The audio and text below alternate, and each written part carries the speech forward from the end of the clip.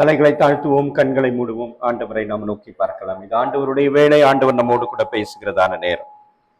சரியா இல்லையே? தலைகளை தாழ்த்துவோம், கண்களை மூடுவோம், ஆண்டவரை நோக்கி பார்க்கலாம்.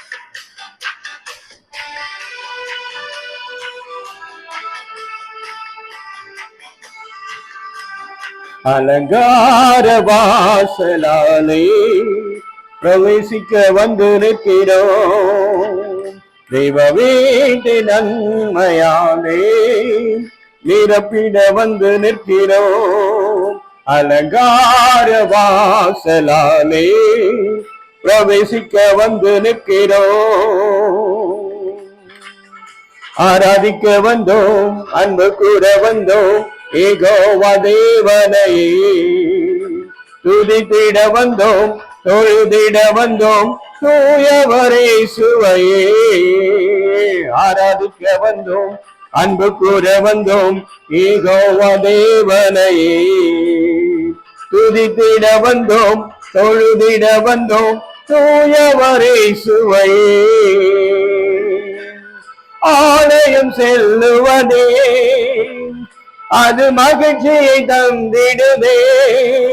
ஆலயம் செல்லுவதே அது மகிழ்ச்சியை தந்திடுதே. என் சபையுடனே உமை தொழுதிடவே கிருபையும் கிடைத்திட்டதே. என் சபையுடனே உமை தொழுதிடவே கிருபையும் கிடைத்திட்டதே.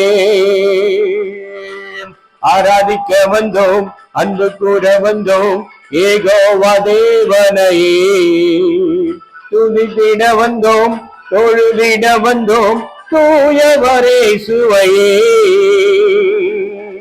ஆராதிக்க வந்தோம், அன்பு கூற வந்தோம், ஏகோவா தேவனையே துதித்திட வந்தோம், தொழுதிட வந்தோம், தூயவரே சுவையே. பலிகளை செலுத்திடவே ஜீவ பலியாக மாற்றிடவே. பலிகளை செலுத்திடவே ஜீவ பலியாக மாற்றிடவே. மறுரூபத்தின் இருதயத்தை தந்தீரை சோத்திரம் சோத்திரமே. மறுரூபத்தின் இருதயத்தை தந்தீரை சோத்திரம் சோத்திரமே. ஆராதிக்க வந்தோம், அன்பு கூற வந்தோம், ஏகோவா தேவனையே துதித்திட வந்தோம், தொழுதிட வந்தோம், தூயவரே சுவையே. ஆராதிக்க வந்தோம், அன்பு கூற வந்தோம், ஏகோவா தேவனையே துதித்திட வந்தோம், தொழுதிட வந்தோம், தூயவரே சுவையே. நன்மை செய்தவர்க்கே நாங்கள் நன்றி செலுத்துவோமே. நன்மை செய்தவர்க்கே நாங்கள் நன்றி செலுத்துவோமே. என் காணிக்கையை உம் கரங்களிலே உற்சாகமாய் விதைக்கிறோமே. என் காணிக்கையை உம் கரங்களிலே உற்சாகமாய் விதைக்கிறோமே. ஆராதிக்க வந்தோம், அன்பு கூற வந்தோம், ஏகோவா தேவனையே தொழுதிட வந்தோம், தொழுதிட வந்தோம், தூயவரே சுவையே. ஆராதிக்க வந்தோம், அன்பு கூற வந்தோம், ஏகோவா தேவனையே துதித்திட வந்தோம், தொழுதிட வந்தோம், தூயவரே சுவையே. அலங்கார வாசலாலே பிரவேசிக்க வந்து நிற்கிறோம். தெய்வ வீட்டு நன்மையாலே நிரப்பிட வந்து நிற்கிறோம். ஸ்தோத்திரம் ஆண்டவரே, நன்றியோடு நாங்கள் துதிக்கிறோம், ஸ்தோத்திரிக்கிறோம், மகிமைப்படுத்துகிறோம் சுவாமி. இந்த காலை வேளைக்காக, இந்த மன மகிழ்ச்சியான நேரத்திற்காக உம்மை தொழுது கொள்ள ஆண்டவரே நாங்கள் முழு மனதோடு, முழு ஹிருதயத்தோடு, முழு ஆத்துமாவோடு ஆண்டவரே உம்முடைய பாதத்தை நாடி தேடி வந்திருக்கிறோம். வந்திருக்கிற உம்முடைய பிள்ளைகளை கர்த்தர் நீர் ஆசீர்வதித்து வெறுமையாய் வந்த எங்களை நீங்கள் வெறுமையாய் அனுப்பாமல் ஆண்டவரே, நாங்கள் நிரப்பப்பட்டு ஆண்டவரே முழு நிறைவோடு ஆண்டவரே சுவாமி சமாதானத்தோடு சந்தோஷத்தோடு மகிழ்ச்சியோடு ஆசீர்வாதங்களோடு இங்கிருந்து நாங்கள் புறப்பட்டு செல்ல கர்த்தர் உதவி செய்ய வேண்டுமாய் ஜெபிக்கிறோம். விசேஷமாய் அடியனை மறைங்க, நீங்க வெளிப்படுங்க. உம்முடைய சத்தம் மாத்திரம் கேட்கப்படட்டும் ஆண்டவரே. ஆசீர்வதிங்கப்பா, ஆசீர்வதிங்க. இயேசு கிறிஸ்துவின் மூலம் ஜெபம் எடுக்கிறோம் எங்கள் ஜீவன் உள்ள நல்ல பிதாவே. கிறிஸ்துவுக்குள் அன்பான தெய்வ ஜனமே, உங்கள் யாவரையும் ஆண்டவராக இயேசு கிறிஸ்துவின் இனிதான வல்லமையான பெரிதான நாமத்தினாலே நாங்கள் வாழ்த்துகிறோம். தேவன் உங்கள் ஒவ்வொருவரையும் ஆசீர்வதித்து காப்பாராக. நமது மெய்ப்பனின் குரல் ஊழியங்களின் சார்பாக எங்களுடைய வாழ்த்துதல்களையும் வணக்கங்களையும் நாங்கள் உங்கள் ஒவ்வொருவருக்கும் தெரிவித்துக் கொள்கிறோம். ஆண்டவர் இந்த நாளில நீண்ட இடைவெளிக்கு பிறகு உங்களை முகமுகமாக சந்திக்கிற ஒரு நல்ல வாய்ப்பை நமக்கு கொடுத்திருக்கிறபடியினாலே நாம் கரங்களை தட்டி ஆண்டவரை நாம் மகிமைப்படுத்தலாம். அதே போல எனக்கு இந்த வாய்ப்பை கொடுத்த உங்களுடைய ஊழியர் மற்றும் என்னை அறிமுகப்படுத்தின ஊழியர் இயேசுபாதம் ஐயா அவர்கள் மற்றும் சபை திருச்சபை ஆயர், பொறுப்பாளர்கள், தலைவர்கள், பெரியவர்கள், தாய்மார்கள் அனைவருக்கும் எங்களுடைய அன்பின் வாழ்த்துதல்களையும் நன்றிகளையும் நாங்கள் தெரிவித்துக் கொள்கிறோம். மாத்திரமல்ல, இந்த சபை ஸ்தாபிக்கப்படுவதற்கு காரணமாக இருந்து கொண்டிருக்கிற அத்துணை நல்ல உள்ளங்களையும் நாங்கள் இந்த நேரத்துல நினைவு கூர்ந்து அனைவருக்கும் எங்களுடைய ஆண்டவர் பெயராலே நாமத்துல உங்கள் அனைவருக்கும் வாழ்த்துதல்களையும் நன்றிகளையும் ஸ்தோத்திரங்களையும் நாங்கள் ஏறெடுக்கிறோம். எனக்கு அருமையான தேவஜனமே, ஆண்டவர் இன்றைக்கு உங்களோடு பேசுவதற்கு கொடுக்கப்பட்டிருக்கிற தலைப்பு நம்முடைய தென்னிந்திய திருச்சபை அட்டவணையின்படி giving without counting the cost, அதாவது செலவை கணக்கிடாமல் கொடுப்பது என்கிற தலைப்பின் அடிப்படையில உங்களோடு கூட பேசுவதற்கு ஆண்டவர் இந்த நாளை நமக்கு தெரிவு செய்திருக்கிறார். அதற்கு ஆதாரமாக நாம் எடுத்துக்கொள்ளலாம் 2 கொரிந்தியரின் புஸ்தகம்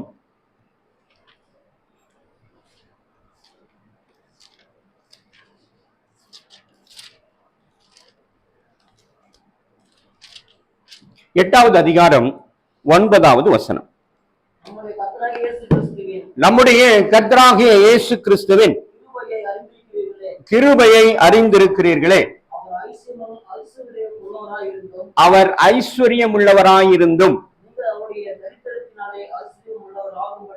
நீங்கள் அவருடைய தரித்திரத்தினாலே ஐஸ்வர்யவான்கள் ஆகும்படிக்கு உங்கள் நிமித்தம் தரித்திரனானார்.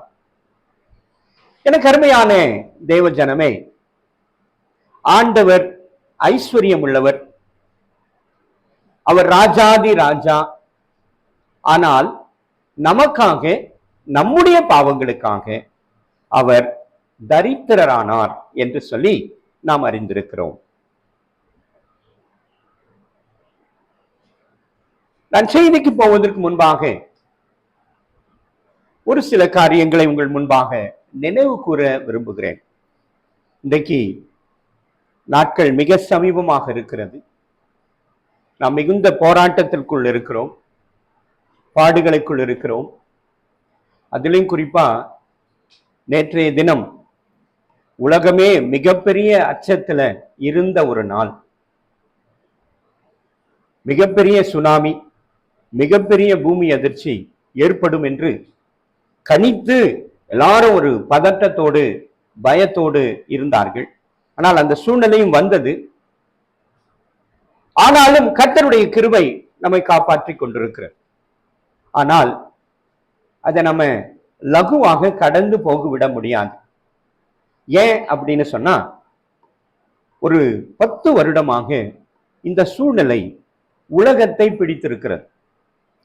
எத்தனை பேருக்கு தெரியும் என்பது எனக்கு தெரியாது. ஆனால் நிஜம் இதுதான். நீங்க எல்லாவற்றையும் கடந்து விடலாம், எல்லாவற்றையும் கடந்துடலாம். ஆனா நம் அனைவருக்கும் தெரிந்த ஒரு காரியம் 2020 நடந்தது. என்ன நடந்துச்சு தெரியுமா? 2020 கொரோனா. ரொம்ப சீக்கிரமா மறந்துட்டோம். நாம என்ன பண்ணிட்டோம்? மறந்துட்டோம். அது நமக்கு என்ன சொல்றது, நல்லதுன்னு நினைச்சுட்டு இருக்கிறோம். ஆனா உண்மையில அப்படி அல்ல. சில விஷயங்களை நாம் நினைவில் வைத்திருப்பது மிக அவசியம். அப்பதான் நாம ஜாக்கிரதைப்படுவதற்கு, நம்முடைய வாழ்க்கையை சீர்பொருந்திக் கொள்வதற்கு ஒரு வாய்ப்பாக இருக்கும். ஆனா நாம என்ன நினைக்கிறோம்? கடந்தது கடந்து விட்டது, இதுவும் கடந்து போகும், இதுவும் கடந்து போகும், இதுவும் கடந்து போகும் என்ற மனநிலையில நாம இருக்கிறோம். ஆனால் அது அவ்வளவு ஈஸியா போகாது. ஏன் என்று சொன்னால், ஆண்டவருடைய வருகை சமீபமாக இருக்கிறது. ஆண்டவர் நம்மிடத்துல எதிர்பார்க்கிற எதிர்பார்ப்பு அதிகமாக இருக்கிறது.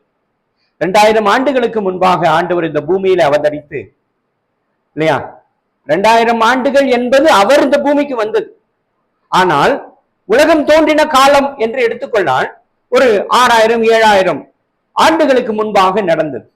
அப்பொழுது நடந்த ஒரு தவறினாலே அதை சரி செய்ய வேண்டும் என்பதற்காக ஆண்டவர் 2000 ஆண்டுகளுக்கு முன்பாக வந்து நம்ம எல்லாம் சரி செய்ய வேண்டும் என்று நினைத்து அவர் இந்த பூமியில மனிதனாக 33.5 ஆண்டுகள் வாழ்ந்து, அதிலே குறிப்பாக 3.5 ஆண்டுகள் அவர் ஊழியம் செய்து நமக்கு வார்த்தைகளை கொடுத்து, போதனைகளை கொடுத்து, அறிவுரைகளை கொடுத்து, இதை செய்யுங்கள், இந்த வழியில நடங்கள், நானே வழியும் சத்தியமும் ஜீவனுமா இருக்கிறேன் என்று ஆண்டவர் நமக்கு வழியை காட்டி விட்டு போனார். அவரை தொடர்ந்து அவருடைய சீஷர்கள் அந்த பணியை செய்தார்கள். இன்றைக்கு நாம் அந்த பணியிலே இருக்கிறோமா என்பதே தெரியாத ஒரு சூழ்நிலையில இன்றைக்கு காலம் மாறிவிட்டது. மிக பயங்கரமான காலத்தில் இருக்கிறோம் என்று நான் மீண்டும் உங்களுக்கு சொல்லிக்கொள்ள ஆசைப்படுகிறேன். தொடர்ந்து உலகம் முழுவதும் மிகப்பெரிய பூமி அதிர்ச்சிகளும், வெள்ளங்களும், வைல்டு ஃபயர், மிகப்பெரிய காட்டு தீ, அப்புறம் மிகப்பெரிய பனி புயல்கள், ஐஸ் கட்டி மழைகள் போன்ற காரியங்கள் உலகம் முழுவதும் நடந்து கொண்டிருக்கு. நேற்று முன்தினத்துல டெக்சாஸ் முழுவதுமாக மூழ்கி போன ஒரு சூழ்நிலைக்கு போயிடுச்சு.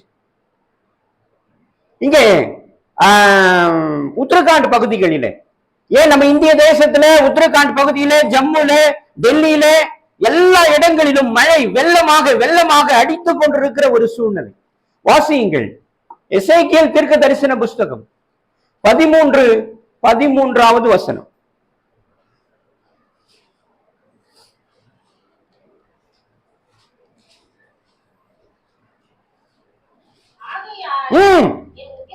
என் உக்கிரத்திலே அப்படின்னா கொடிய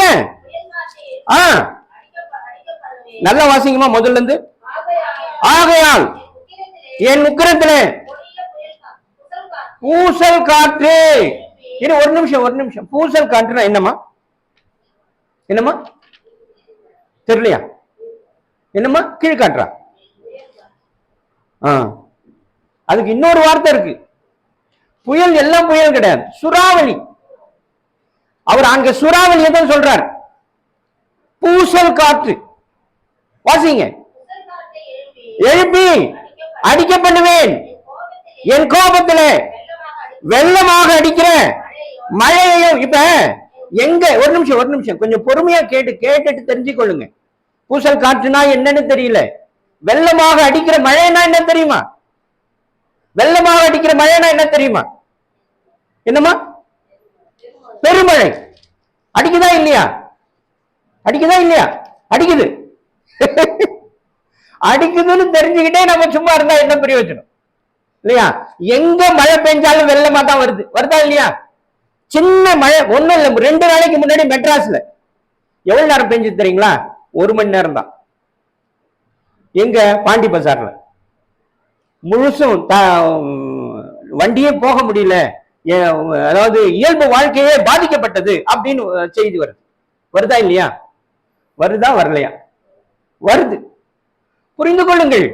நாம என்ன நினைச்சு கொண்டிருக்கிறோம், என்ன செய்து கொண்டிருக்கிறோம் என்பதை தெரிந்து கொள்ளுங்கள். நாம என்ன நினைச்சுக்கிறோம், நான் நல்லா இருக்கிறேன், எனக்கு ஒண்ணும் இல்லை, அப்படிதானே? உண்மையா இல்லையா? ஒன்னும் சொல்ல மாட்டேன்றீங்க. கவனிக்கிறீங்களா கவனிக்கலையா? கவனிக்கிறீங்களா கவனிக்கலையா? கவனிக்கிறீங்க. நமக்கு ஒண்ணும் பிரச்சனை இல்லைங்க, நான் நல்லா இருக்கிறேன். நேற்றுக்கு ஒரு மழையில என்ன நடந்துச்சு தெரியுமா? உத்தரகாண்ட்ல தான். அதாவது நிலச்சரிவு ஏற்பட்டது. ஒரே ஒரு வீடு மட்டும் அந்த பக்கத்துல இருக்கிற மண்ணெல்லாம் அரிக்கப்பட்டு கொஞ்சம் மண்ணுல ஒரு வீடு மட்டும் அப்படியே நிக்குது. புரியுதா நான் சொல்றது? புரியுதா? அதாவது மலை இல்லையா, அந்த பகுதி எல்லாம் மலை பகுதி, கொஞ்சம் மண்ணு எல்லாம் இருக்கும், அதெல்லாம் சரிஞ்சிட்டு ஒரு வீடு அந்த ஃபவுண்டேஷன் இருக்கிற அளவு மட்டும், இப்ப இந்த இடம் இருக்கு இல்லையா, இந்த ஆலயம் மட்டும், இது மட்டும் பக்கத்துல இருக்கிற மண்ணெல்லாம் சரிஞ்சு போனா எப்படி இருக்கும்? அப்படி நின்னது. அப்ப அதுக்கு உள்ள இருக்கிறவங்களுடைய மனநிலை என்னவா இருக்கும் யோசிச்சு பாருங்க. இதெல்லாம் கண் கூட காட்டிக்கிட்டு இருக்காருங்க. கண் கூட வெளிப்படையா ஆண்டவர் வெளிப்படுத்தி கொண்டே இருக்கிறார். ஏன், எதுக்கு வெளிப்படுத்துறாரு தெரியுமா? வாசியுங்கள். நிர்மூலமாக்கத்தக்க பெருங்கல் மழையையும் சொரிய என்று கர்த்தராகிய ஆண்டவர் சொல்லுகிறார். இங்க எல்லாரும் பெண்கள் உட்கார்ந்துக்கிறோம், கரெக்டா? ஆண்கள் எல்லாம் எங்க போனாங்க? எங்க போனாங்க? இல்ல உங்க ஊர்ல ஆண்களுக்கு பஞ்சமா? நான் கேக்குறேன், ஆண்களுக்கு பஞ்சமா? நீங்க எல்லாம் வெறும் பெண்கள் தான் இந்த பூமி, இந்த ஊர்ல வாழறீங்களா? எப்ப நாம மனம் திரும்புறது? எப்ப நாம ஆண்டவருக்குள்ள மாற்றங்கள் கொண்டு வருவது? ஆண்டவர் எப்படிப்பட்டவர்னு தெரியுமா? நம்ம வெறுமனே நான் விசுவாசிக்கிறேன் நான் சொல்லிக் கொண்டிருந்தால் என்னுடைய விசுவாசத்தை நான் வெளிப்படுத்துவது எப்பொழுது? எப்படி வெளிப்படுத்த போகிறேன்? எப்படி வெளிப்படுத்தணும் தெரியுமா? நானும் என் குடும்பமும் நானும் என் வீட்டாருமோ என்றால் கர்த்தரையே சேவிப்போம் என்று சொல்லுகிறானே, அவனை போல நாமும் சொல்ல வேண்டும். வேண்டுமா வேண்டாமா? வேணும். ஆனா ஏன் சொல்றது இல்ல? இது உங்களை மட்டும் இல்லைங்க, எல்லா சபையிலும் இதான் நிலைமை. எல்லா சபையிலும் இதான் நிலைமை. என்ன பொருள்? அப்ப ஆண்டவர் என்ன நினைக்கிறாரு? அப்ப நீங்க ஆண்டவரை கனப்படுத்துறதுக்கு தான் நாம இங்க வரோமா, இல்ல கனவீனப்படுத்துறதுக்காக நாம ஆண்டவரை தொழுது கொள்றோமா? கேள்வி வருமா வராதா? கண்டிப்பா வரும். இன்னைக்கு நான் நிறைய இடங்களை கேள்விப்படுறேன் ஒரு காரியம், சபையில குழப்பம், சபையில பிரச்சனைங்க. எந்த சபை நல்லா இருக்கு? ஏன்? அப்போ வசனம் கேட்பது எதற்கு? எதுக்காக வசனத்தை கேட்கிறோம்? அப்ப வசனம் கேட்டா நான் என்ன செய்யணும்னு நினைக்கணுமா இல்லையா? ஒவ்வொருத்தரும் நினைக்கணுமா இல்லையா? புரிந்து கொள்ளுங்கள் பிரியமானவர்கள். வாசியுங்கள் மத்தேயு 24:6-7 வசனங்கள்.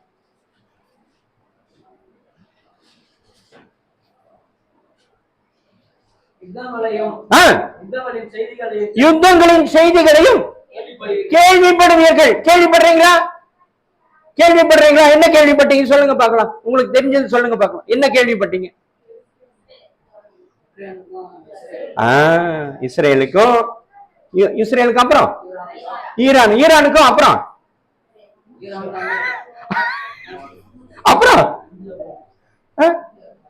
உலகம் முழுக்க பிரச்சனை இருக்குங்க. உலகம் முழுக்க. அப்ப ஒரே ஒரு, இப்ப நீங்க சொன்ன இடத்துக்கே வர, இஸ்ரேல் யாரெல்லாம் அவருக்கு விரோதம் இருக்காங்க தெரியுமா? லெபனானு, ஈரானு, சிரியா, பாலஸ்தீனோ, காசா, இல்லையா? இப்படி ஏராளமான பேர்.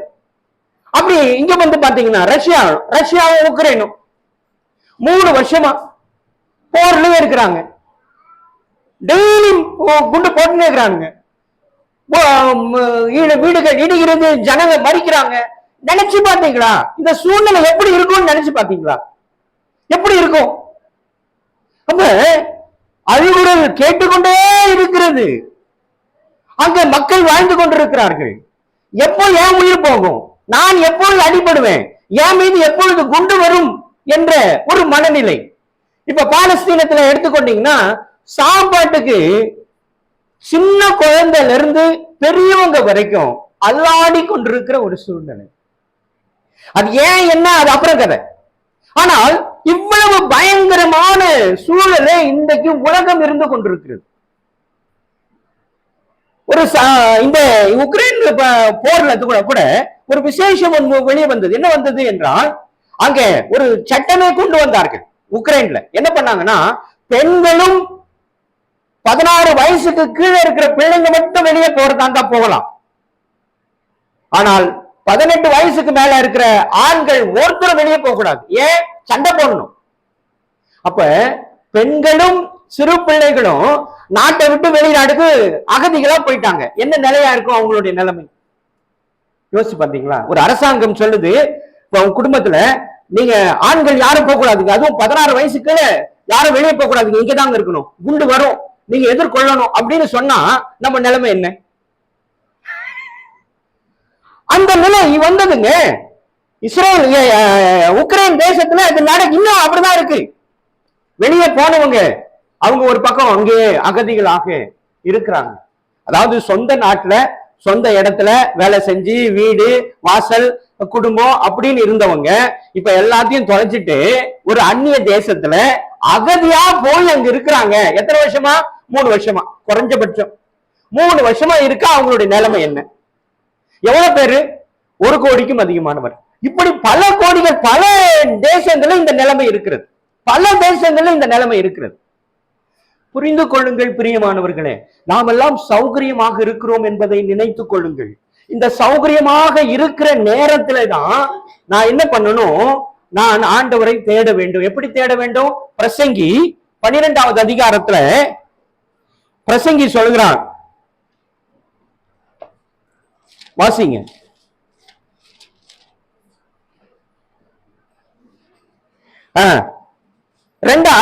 ஒண்ணுல இருந்து வாசிங்க.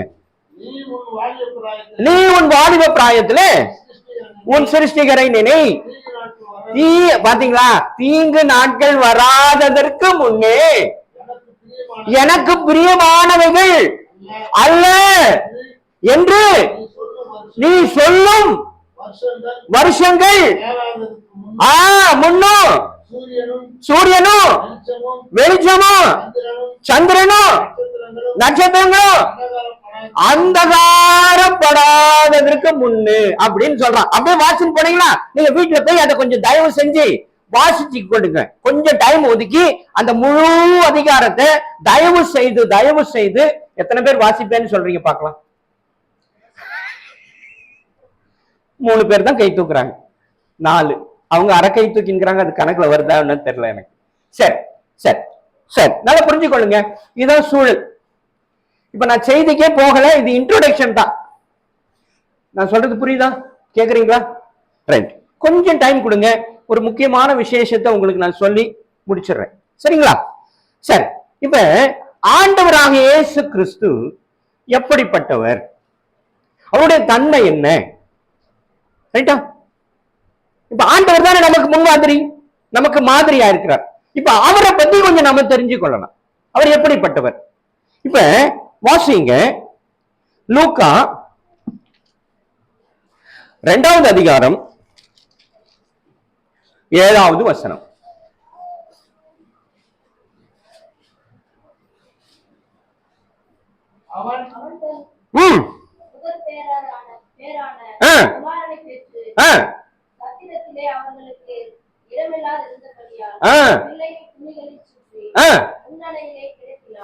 ஆமா, புரிஞ்சு கொள்ளுங்க.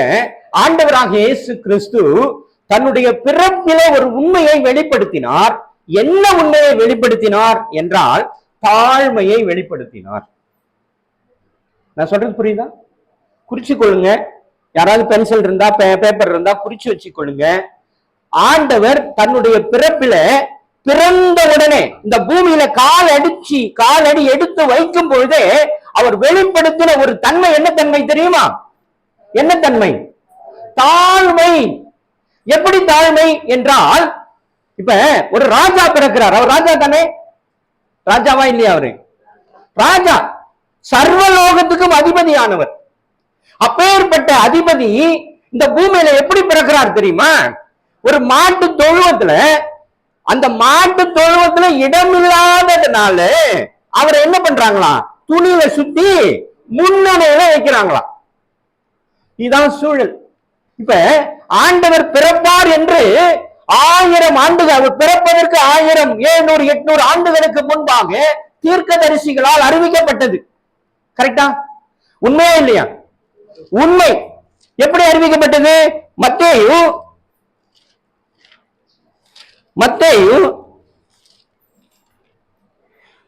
2வது அதிகாரம் 6வது வசனம்.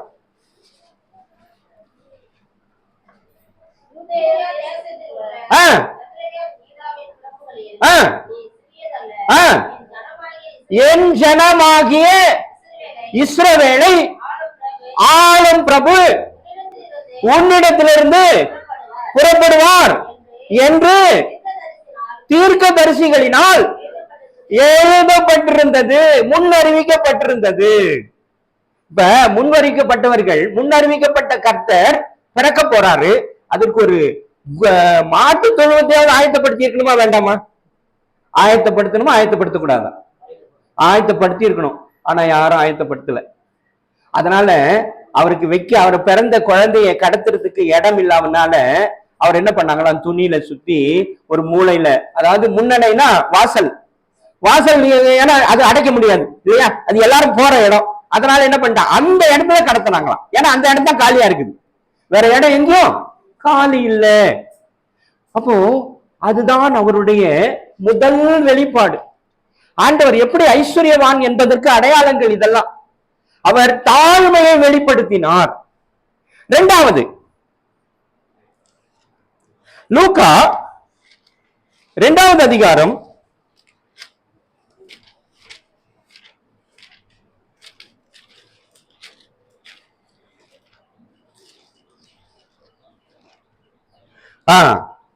அவர் ஞானமுள்ள தேவன்.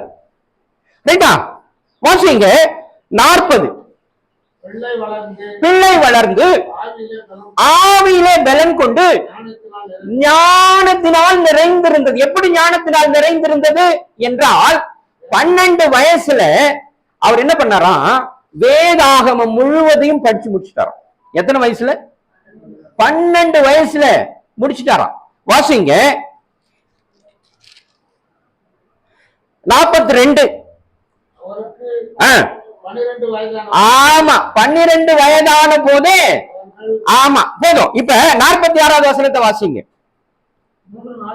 3 நாளைக்கு பின்பு அவர் தேவாலயத்துல போதகர் நடுவில் உட்கார்ந்திருக்கவும் அவர்கள் பேசுகிறதை கேட்கவும் வினவவும். அப்படின்னா என்ன பொருள்?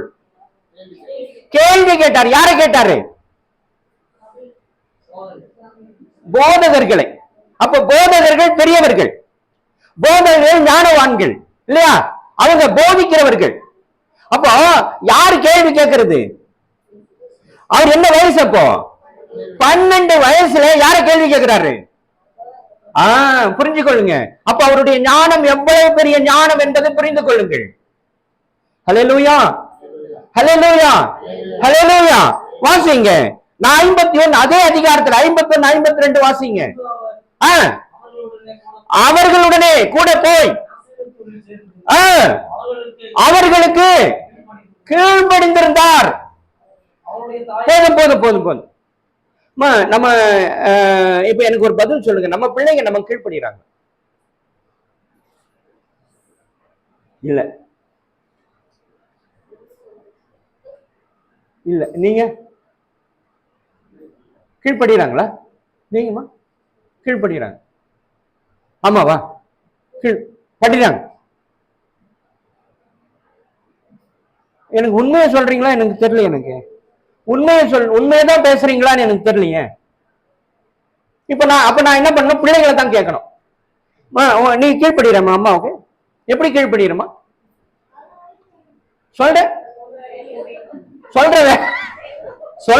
சொல்ற வேலையை செய்யும். நீமா நான் உன்னதான் கேக்குறேன். நீ தான் சொல்லு. சொல்லுமா, ஏன் என்ன பார்த்து சொல்லுமா, என்ன பாருமா, உன் பேர் என்னம்மா, உன் பேர் என்ன? உட்காந்து உட்காந்து என்ன பேருமா? பயப்படுறான். சரி, நீ கீழ்படுகிறேம்மா. சரி, புரிந்து கொள்ளுங்கள், புரிந்து கொள்ளுங்கள். ஆனா எவ்வளவு உண்மைன்னு எனக்கு தெரியல. ஒருவேளை பெரியவங்க அம்மாவை தான் கேட்கணும் போல இருக்குது, அப்படிதான் கேட்கணும் போல இருக்கு இல்லையா? எனக்கு தெரியல. சரி, ஓகே, அது உங்க கையிலே விட்டுறேன், உங்க கையிலே விட்டுறேன். என்ன காரணம், எதுக்காக நமக்கு தெரியாது. ஏன் அப்படிங்கறத நாம புரிஞ்சுக்கொள்ளணும். அதுக்கெல்லாம் நேரம் கொடுத்தீங்கன்னா இன்னும் அது வேற சப்ஜெக்ட், இன்னும் அதிகமா போயிடும். நான் அதுக்குள்ள போகல. வேறொரு சமயம் வேறொரு வாய்ப்பு கொடுக்கும் போது நான் அதை குறித்து பேசுறதுக்கு வருகிறேன். வாசிங்க. இப்ப 3 காரியத்தை குறித்து பார்த்தோம் இல்லையா? முதல்ல என்ன பார்த்தோம்? ஃபர்ஸ்ட், ஐயோ ஃபாலோ பண்ணலன்னு அர்த்தம். கரெக்டா? அப்போ ஃபாலோ பண்ணல அப்படின்னு தான் அர்த்தம். முதல்ல என்னம்மா? தாழ்மை. 2வது ஞானம். 3வது கீழ்ப்படிதல். Very good. எதுக்கு இவ்வளவு தயக்கம்னு தெரியல எனக்கு. ஏன் இவ்வளவு தயக்கம், ஏன் இவ்வளவு தயக்கம் அப்படின்னு எனக்கு தெரியல. சரி, கவனிங்க கவனிங்க கவனிங்க. அப்ப ஆண்டவர் இப்ப வாசிங்க, லூக்கா 2வது அதிகாரம் 21, 22, 23 வசனங்கள்.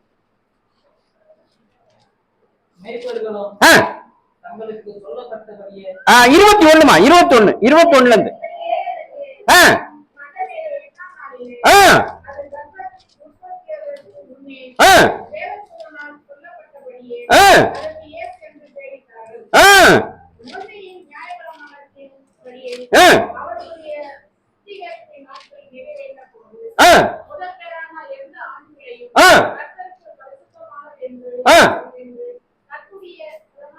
போதும். அதாவது என்ன, அதுல என்ன சொல்ல வராரு அப்படின்னா, இப்ப பேர் எப்ப ஆண்டவருக்கு வச்சாங்கன்னு சொல்றாங்க? 8ஆம் நாள்ல பேர் வச்சாங்க. 8ஆம் நாள்ல பேர் வச்ச பிற்பாடு என்ன செய்யறாங்க? நியாயப்பிரமாணத்தின்படி முதற் பேரான குமாரன். எந்த குமாரன் தெரியுமா? வாசிங்க, யாத்ராகமம் 22, 29.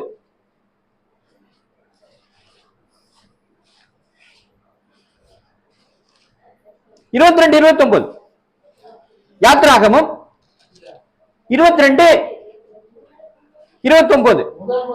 முதல் பழுக்கும் உன் பழத்தையும் வடியும் உன் ரசத்தையும் காணிக்கையாக செலுத்த தாமதிக்க வேண்டாம்.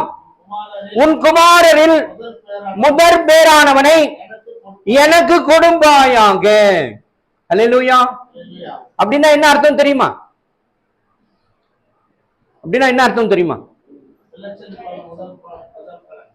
சொல்லுங்க சொல்லுங்க. என்ன அதுல படிச்சது சொல்லுங்க, எனக்கு விளக்கம் சொல்லுங்க. என்ன யார கொடுக்கணும், என்ன கொடுக்கணும், அது என்ன சொல்லுது அது சொல்லுங்க கொஞ்சம். எந்த குழந்தைய கொடுக்கணும்? முதல் குழந்தைய.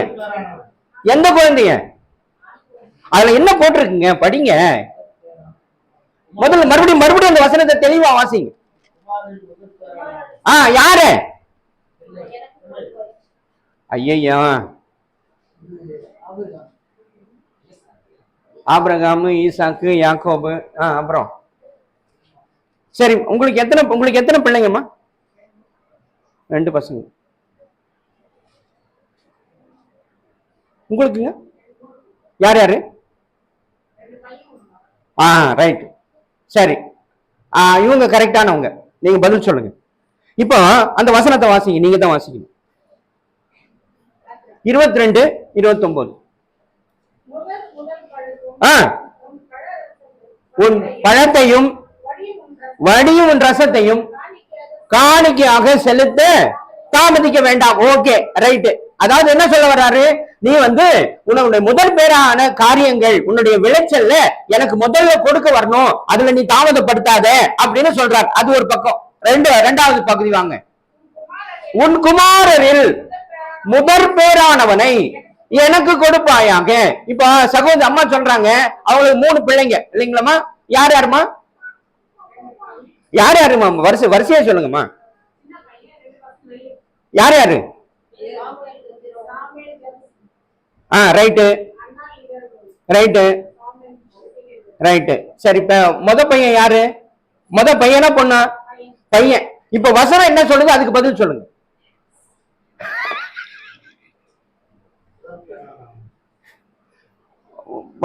மறுபடியும் படிக்கிறீங்களாமா? புரியுது நான் சொல்றது புரியுதா? அது தெரியுதான்னு கேக்குறேன் நான். எனக்கு வேற ஒண்ணும் இல்ல. அந்த அந்த வார்த்தை ஆண்டவர் சொல்லுகிற அந்த காரியம் உங்களுக்கு தெரியுதா?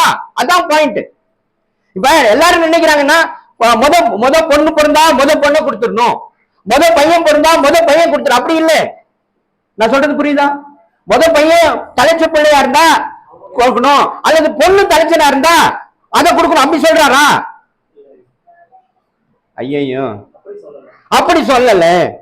எப்படி சொல்லுகிறார் என்றால், உன் குமாரரில் முதற் பேரானவன். அவன் கடைசி பிள்ளையா இருப்பான். 3 பிள்ளைங்க ஆண் பெண் பிள்ளைகளா இருக்கும். கடைசி ஒரே ஒரு பையன் அல்லது கடைசியில ஒரு 3 பசங்க இருப்பாங்க. அந்த பையன்ல முதலானவனை நீ என்ன பண்ணணும்? எனக்கு கொடுக்கணும். அப்படிதான் சொல்றார். புரியுதா புரியலையா? ஆனா இது எப்ப பேசுறோம் தெரியுங்களா? நம்ம 2025 ஜூலை மாசம் முதல் வாரத்தில் பேசுறோம். இது எத்தனை பேருக்கு தெரியும்னு எனக்கு தெரியல. புரிந்து கொள்ளுங்கள். இப்படி பல விஷயங்களை நாம தெரியாம அறியாமல் சில விஷயங்களை நாம என்ன பண்ணிக்கிட்டு இருக்கோம்? பழக்கமா சில காரியங்களை செய்து கொண்டிருக்கிறோம். ஆனால் பரிசுத்த வேதாகமும் அப்படி சொல்லவில்லை.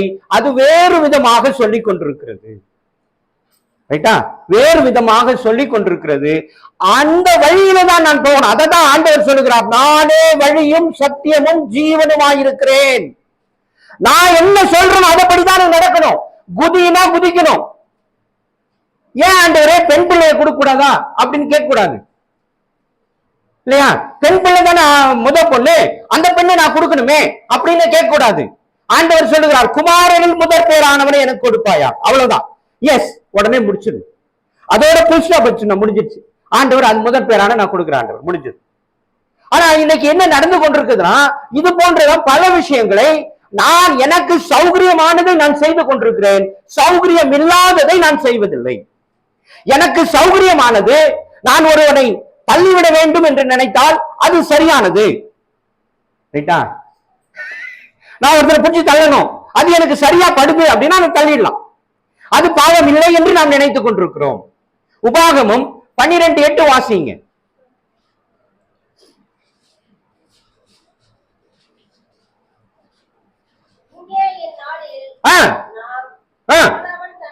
ஆமா, போதுமா? அவனவன் தன் தன் பார்வைக்கு சரியானதை எல்லாம் செய்கிறது போல நீங்கள் செய்யாதிருப்பீர்களாக. அப்பா என்ன நடந்து கொண்டிருக்கு சபையில? ஏன் குழப்ப சபையில? அவரவருக்கு அது அவங்கவுங்க செய்யறது சரியா தோணுது. ரைட்டா? அதான் குழப்பத்துக்கு காரணமே. நான் செய்யறது சரிங்க, நானும் அப்படிதான் நினைக்கிறேன், அவரு சகோதரன் அப்படிதான் நினைக்கிறார். அப்புறம் எங்க சரி? எது சரின்னு வரும்? அவர் செய்யறதும் சரிதான், நான் செய்யறதும் சரிதான். அப்புறம் எப்படி சரியாகும்? அதனாலதான் குழப்பமே.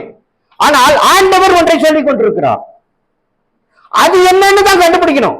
அப்பதான் நாம 2 பேரும் அந்த பாயிண்ட் வரும்போது அந்த பாயிண்ட்ல நடந்து நான் வழி பயணம் பண்ணால் குழப்பம் வராது. ஆண்டவர் இதை தான் சொல்றாருங்க. ஓகே, அப்ப இந்த பகுதியில் இருக்கிறவரு ஆண்டவர் இதை தான் சொல்லுகிறார். ஓகே, அப்படிதான் வரணும். ஆனால் அப்படி இல்லை. அப்போ எப்பொழுது மாற்றம் வரும்? ஏன் இந்த போராட்டங்கள் தொடர்ந்து கொண்டிருக்கிறது? பாடுகள் வந்து கொண்டிருக்கிறது, பிரச்சனைகள் வந்து கொண்டிருக்கிறது தெரியாது. ஆனால் நாம ஜெபம் பண்ணும்போது கூட இங்க காலையில துவக்க ஜெபத்துல அம்மா அழகா ஜெபம் பண்ணாங்க. ஆண்டவரே, பாவத்தை குறித்து எங்களுக்கு உணர்த்துங்க. எப்படி பாவத்தை குறித்து உணர்த்துறது? இப்படிதான். அப்ப நான் செய்து கொண்டே செய்யற காரியத்தை செய்து கொண்டே ஆண்டவரே பாவத்தை குறித்து உணர்த்துங்க என்றால் எப்படி உணர்த்துவாரு? அப்ப நான் என்ன பண்ணணும்? இதுதான் நமக்கு ரூல் புக். இதுக்கு பேர் என்ன? Rule book, guide. இப்ப வாகனம் வாங்குறோம், வண்டி வாங்குறோமா? ஒரு எந்த பொருளானதான் சரி, எந்த பொருளானு சொல்லுங்க. உங்க எந்த பொருள் இப்ப வாங்கியிருப்பீங்க இல்லையா? அந்த பொருளோடு ஒண்ணு கொடுப்பாங்க. என்னன்னு சொல்லுங்க பார்க்கலாம். சொல்லுங்கம்மா, சொல்லுங்கம்மா. ஒரு பொருளோட எந்த பொருள் வாங்கினாங்க ஒரு ஒண்ணு கொடுக்குறாங்க. என்ன கொடுப்பாங்க சொல்லுங்க? கேரண்டி. கேரண்டி கொடுக்குறாங்க. அடுத்தது சீக்கிரமா சீக்கிரமா கேட்லாக் கொடுப்பாங்க. அடுத்தது என்னமா? இன்சூரன்ஸ் கொடுப்பாங்க. பாத்தீங்களா? எல்லாம் உங்களுக்கு தேவையானதா கொடுக்குறாங்க பாருங்க. உங்களுக்கு தேவையானதே கொடுக்குறாங்க. கேரண்டி கொடுக்குறாங்க, கேட்லாக் கொடுக்குறாங்க, இன்சூரன்ஸ் கொடுக்குறாங்க. உடஞ்சு போனா மறுபடியும் மாத்திக்கலாம். அடுத்தது சர்வீஸ் ஃப்ரீ. 1 வருஷம் ஃப்ரீ. அது வேற கொடுக்குறாங்க. அதெல்லாம் பாக்குறோம் நம்ம, அதெல்லாம் பாக்குறோம். ஆனா நாம பார்க்காத ஒண்ணு கொடுக்குறாங்க. ஃப்ரீயா ஒண்ணு கொடுப்பாங்க. பாத்தீங்களா? அதுவும் அதான் வருது. அதுவும் நம்ம எதிர்பார்க்கறது தான். இன்னொன்னு சீக்கிரமா ஷூரிட்டி கொடுக்குறாங்க பாருங்க. ஷூரிட்டி வேற கொடுக்குறாங்க. அடுத்தது கவனிக்கிறீங்களா தம்பி? இங்க கொஞ்சம் முன்னாடி என்ன பாருப்பா தம்பி, என்ன பாரு, முன்னாடி வந்துரு. நீட்டா முன்னாடி வந்து சீக்கிரமா சொல்லுங்க. சொல்ல மாட்டேன்றீங்களே, நீங்க எல்லாத்தையும் சொல்றீங்க, ஆனா ஒண்ணு மட்டும் சொல்லவே இல்லை. லைசன்ஸ் கொடுக்குறாங்க. அடுத்தது பாருங்க, எல்லாத்தையும் சொல்றோம். நம்பிக்கை கொடுக்குறாங்க பாருங்க. நம்பிக்கை வேற கொடுக்குறாங்களா? அடுத்தது சீக்கிரமா கீ கொடுக்குறாங்க. அடுத்தது கீ. அடுத்தது சீக்கிரமா நீ தான் சொல்லு. நீ தான் சொல்லு. என்ன கொடுப்பாங்க? என்ன கொடுக்குறாங்க சொல்லுங்க சீக்கிரமா. என்னமா? ஹெல்மெட் கொடுக்குறாங்க பாருங்க. எல்லா பொருளுக்கும் ஹெல்மெட் கொடுப்பாங்க போல இருக்குது. அப்போ ரைட் வாங்கினாலும் ஹெல்மெட் கொடுப்பாங்க போல இருக்குது. சரி சரி சரி சரி. மேனுவல் கொடுக்குறாங்களா? மேனுவல்னு ஒண்ணு கொடுக்குறாங்களா? பார்த்ததே கிடையாதுங்க நாங்க. இல்லையா? கொடுக்குறாங்களா? கொடுக்குறாங்களா இல்லையா? தெரியாதுங்க எங்களுக்கு. மேனுவல் கொடுக்குறாங்களா? கொடுக்கறது இல்லையா? என்னமா? ஐயோ, கொடுக்குறாங்களா? அதாவது டூஸ் டோன்ட்ஸ் எழுதி இருக்கும். இதை செய்ய, இதை செய்யாத, இந்த மாதிரி ட்ரபிள் வந்தா இந்த பண்ணணும், யார கான்டாக்ட் பண்ணணும், அப்படி எல்லாம் ஒரு டீடைல் இருக்குமா? எந்த பொருள் ஒண்ணு வேண்டாங்க. நேற்றுக்கு ஒரு கொசுவத்தி அந்த குட் நைட் வாங்கினேன். அதுல கூட ஒரு ஸ்லிப் போட்டு வச்சுக்கிறான். இது வந்து ஹார்ம்லெஸ்ஸா ஹார்ம்லியா, எப்படி அது பண்ணணும், எப்படி நீ பயன்படுத்தணும், அப்படி எல்லாம் எழுதி வச்சிருக்குது. ஆனால் நம்ம அதெல்லாம் பாக்குறதே கிடையாது. உண்மைதானே? ஒத்துக்குங்க, உண்மையை பார்த்ததே கிடையாது இது வரைக்கும். ஆனால் புரிந்து கொள்ளுங்கள், இது அப்படிப்பட்ட ஒரு மேனுவல். யாருக்கான மேனுவல்? உங்களுக்காகவும் எனக்கான மேனுவல். யாராவது உங்களுக்கு ஒரு மேனுவல் இருக்கான்னு கேட்டா நீங்க இதைத்தான் தூக்கி காட்டணும். என்னோட மேனுவல் இதுங்க, என்னுடைய மேனுவல். கை தூக்குங்க, பைபிளை தூக்குங்க.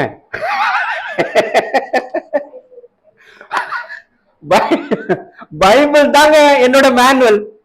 இப்ப என்னோட மேனுவல் எது? பைபிள். கரெக்டா? இதுல என்ன இருக்கும் தெரியுமா? நான் செய்யத்தக்கவை, செய்யத்தகாதவை இருக்கும். எதை செய்தால் எனக்கு ஆசீர்வாதம், எதை செய்தால் எனக்கு சாபம், இதுல இருக்கும். இருக்கா இல்லையா? இருக்கிறது.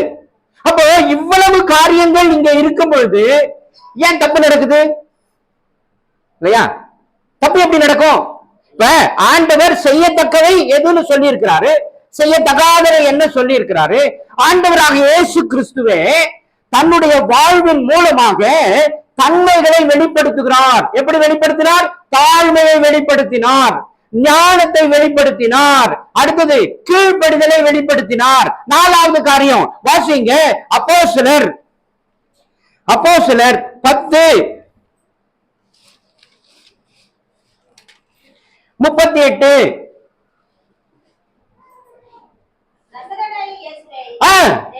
தேவன் பரிசுத்த ஆவியினாலும் வல்லமையினாலும் அபிஷேகம் பண்ணினார். தேவன் அவருடனே கூட இருந்தபடினாலே அவர் போதுமா? போதுமா? புரிந்து கொள்ளுங்க, குறிச்சு வச்சுக்கொள்ளுங்க. அவர் எப்படிப்பட்டவரா? நன்மை செய்கிறவராகவே சுற்றி திரிந்தார். அப்ப நான் என்ன செய்யணும்? நான் எப்படி வாழணும்? என்னுடைய வாழ்க்கையில நான் என்ன செய்யணும்? நானும் என்ன பண்ணும்? நன்மை செய்கிறவர்களாகவே சுற்றி திரிய வேண்டும். ரைட்டா? சரி, வாசிங்க ஏசாயா தீர்க்க தரிசன புஸ்தகம். அப்போ 4வது பாயிண்ட் என்னது? நன்மை செய்ய வேண்டும். ஆண்டவர் நன்மை செய்கிறவராக சுற்றி திரிந்தார். இப்ப ஃபர்ஸ்ட்ல இருந்து சொல்லுங்க, எது எது ஆண்டவருடைய தன்மைன்னு சொல்லுங்க. நம்பர் 1 தாழ்மை, ஞானம். அடுத்தது கீழ்ப்படிதல். 3 4 நன்மை. நன்மை செய்கிறவராகவே அவர் வாழ்ந்தார். இந்த பூமியில வாழற அந்த 33.5 ஆண்டு காலம் அவர் வாழ்ந்தார் என்று சொல்லுகிறார்களே, அவ்வளவு காலமும் அவர் எப்படி வாழ்ந்தார்? கீழ்ப்படிந்து உள்ளவராக வாழ்ந்தார், நன்மை செய்கிறவராக வாழ்ந்தார். அல்லேலூயா. 5 வாசிங்க, ஏசாயா 53:7.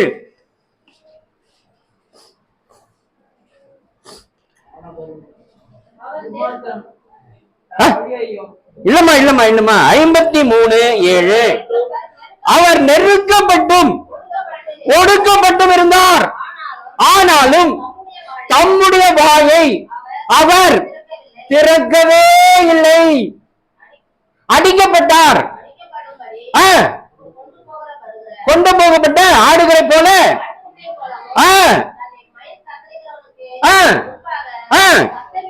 சத்தமிடாதிருக்கிற ஆட்டை போலவும் அவர் தம்முடைய வாயை எப்படி இருந்தார்?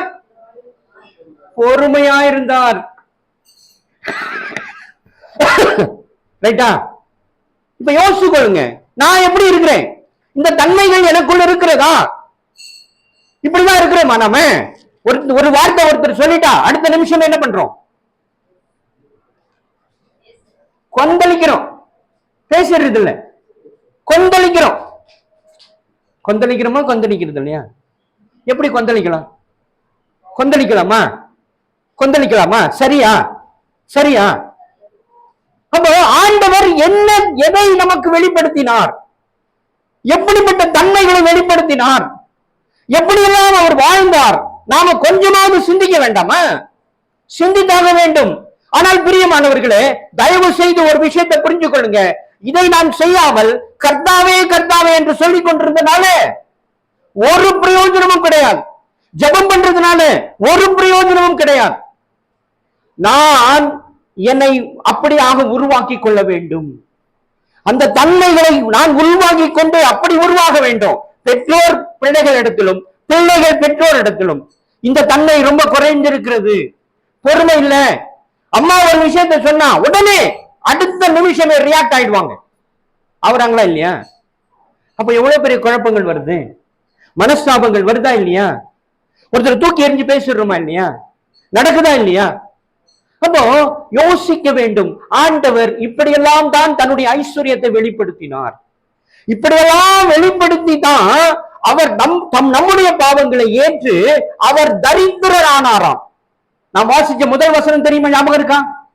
முதல் வசனம் ஞாபகம் இருக்கா? மறுபடியும் அந்த வசனத்தை வாசிங்க. 2 கொரிந்தியர் 8வது அதிகாரம் 9வது வசனம். நம்முடைய கர்த்தராகிய இயேசு கிறிஸ்து கிருபையை அறிந்திருக்கிறீர்களே, அவர் ஐஸ்வர்யம் உள்ளவராய் இருந்த. எப்படி இருந்தார் தெரியுமா? ஐஸ்வர்யம் உள்ளவராய். அவர் தாழ்மையோடு இருந்தார். ரைட்டா? தாழ்மையா இருந்தார் அவரு. அதான் அவருடைய ஐஸ்வர்யத்தின் வெளிப்பாடு. அவர் தாழ்மையா இருந்தார். அடுத்தது, அடுத்த பாயிண்ட் என்ன சொல்லுங்க? என்ன பாயிண்ட கத்துக்கிட்டீங்க? அடுத்தது ஐஸ்வர்யம், தாழ்மை. அடுத்தது ஞானம். அடுத்தது கீழ்ப்படிதல். அப்படியாய் ஐஸ்வர்யமா இருந்தார். கீழ்ப்படிதல் உள்ளவராய் ஐஸ்வர்யவானாய் இருந்தார். அடுத்தது 4வது நன்மை செய்கிறவராய் இருந்தார். அது ஐஸ்வர்யம். நன்மை செய்கிறவராய் இந்த பூமியில யார் என்ன செஞ்சாலும் அவர் அருமையாய் பொறுமையாய் இருந்தார். அவரை அடிக்க கொண்டு போனார்கள், சிலுவையில அறைந்தார்கள், அவரை நசுக்கினார்கள், ஒடுக்கினார்கள், கவலையே பண்ணல இல்லையா? அவர் பொறுமை காத்தார். பொறுமை, பொறுமை ரொம்ப முக்கியம். பரவாயில்ல, ஆனால் இது என்னுடைய கடமை, நான் இதை செய்யணும், இப்ப இதை தாங்கணும், இதை பொறுத்து கொள்ளணும். இப்படித்தான் அவர் ஐஸ்வர்யமாய் இருந்தார். வாசிங்க இப்ப 1 பேதுரு 2வது அதிகாரம் 22, 23 வசனங்கள்.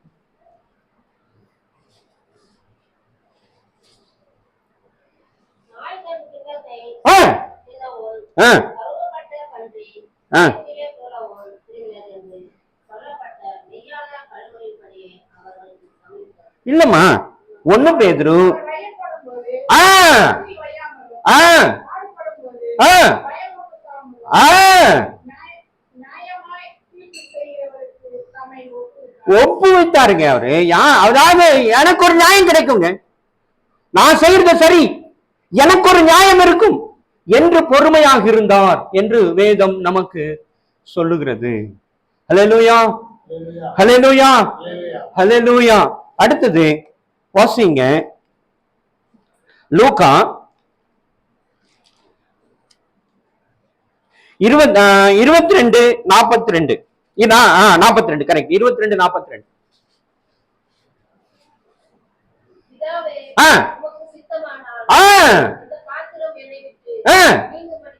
நீங்கும்படி செய்யும், ஆயினும் என் சித்தம் அல்ல உம்முடைய சித்தத்தின்படி ஆக கடவது. ஆண்டவர் ஒப்பு கொடுத்தார், தம்முடைய ஜீவனை என்ன பண்ணாரு?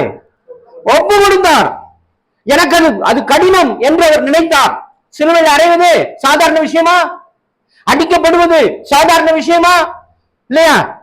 அவரை வைவது, அவரை அவமானப்படுத்துவது, அவரை காரி ஊழ்வது, அவருடைய துண்டை, அவருடைய உடம்பில் இருக்கிற துணியெல்லாம் கழட்டி அவரை அவமானப்படுத்துவது சாதாரண விஷயமா? இல்லையா? பொது வேளையில நடந்தது. அப்போ அதையெல்லாம் அவர் யோசிக்கிறார். அப்போ ஆண்டவர் இடத்துல அவர் கேட்கிறார், பிதாவே, இந்த பாத்திரம் என்னை விட்டு நீங்க கூடுமானால் நீங்கும்படி செய்யும், ஆயினும் என்னுடைய சித்தம் அல்ல உம்முடைய சித்தத்தின்படியாக கடவுது. அவர் சரண்டர் பண்ணாரு, சப்மிட் பண்ணாருன்னு பொருள். இப்ப நாம செய்யறோமா?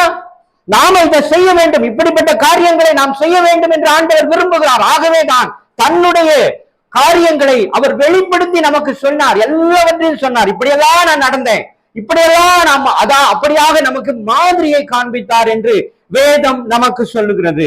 வாசிங்க 23:34.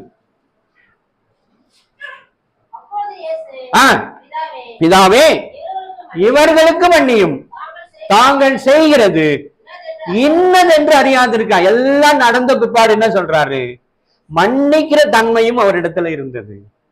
அப்போ அவ்வளவு கொடுமைப்படுத்தினார், அவ்வளவு அவமானப்படுத்தினார்கள், ஜாட்டில் அடிச்சாங்க, அவருடைய சடைய பீத்து ரத்தம் முழுவதும் சொட்ட அவரை அந்த சிலுவையை சுமக்க வைத்தார்கள்.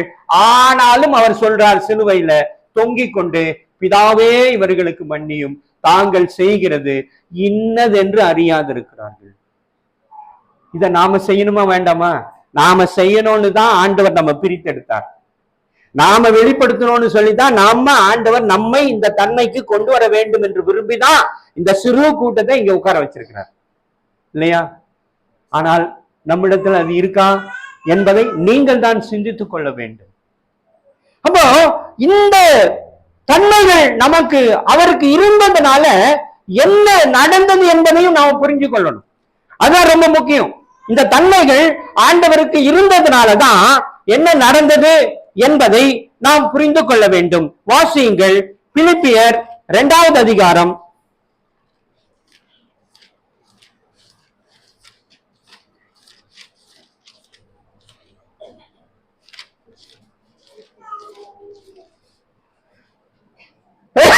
9, 10, 11 வசனங்கள். பாத்தீங்களா? ஆதலால் தேவன் எல்லாவற்றுக்கும் மேலான அவரை உயர்த்தி இயேசுவின் நாமத்தை வானோர் பூதலத்தோர் பூமியின் கீழானோர் முழங்கால் யாவும் முடங்கத்தக்கதாக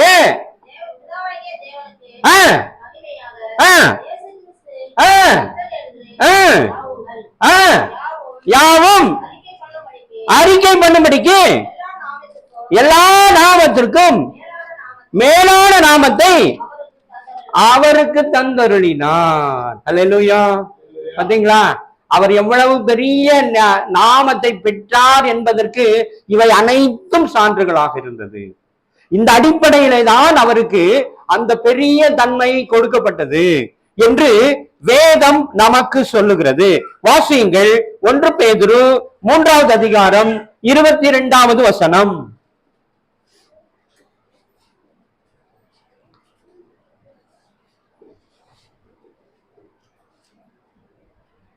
அவர் பரலோகத்திற்கு போய் ஆ, தேவனுடைய வலது பாரிசத்தில் ஆ, இருக்கிறார். ஆ, தேவதூதர்களும் ஆ, அதிகாரங்களும் ஆ, உண்மைகளும் ஆ. அவருக்கு கீழ்ப்பட்டிருக்கிறது. ஆமா, எல்லாமே அவருக்கு கீழ்ப்பட்டிருக்கிறது. அதனாலதான் ஆண்டவர் சொல்றாரு, சகல அதிகாரமும் எனக்கு கொடுக்கப்பட்டிருக்கிறது என்று அவர் பரம்பேறும் போது தம்முடைய சீஷர்களுக்கு அவர் வெளிப்படுத்தி போனார். ஆண்டவர் சொல்றார், சகல அதிகாரமும் எனக்கு கொடுக்கப்பட்டிருக்கிறது, நீங்க பயப்படாதிருங்க, நான் உங்களுக்கு என்ன சொல்லணும் அதை போய் அவங்களுக்கு சொல்லுங்க, அப்பொழுது அவர்களும் நம்மை பின்பற்றி வருவார்கள் என்று ஆண்டவர் அவர்களை உற்சாகப்படுத்தினார் என்று நாம் பார்க்கிறோம். ஹல்லேலூயா, ஹல்லேலூயா. வாசிங்க யோவான் 13:15.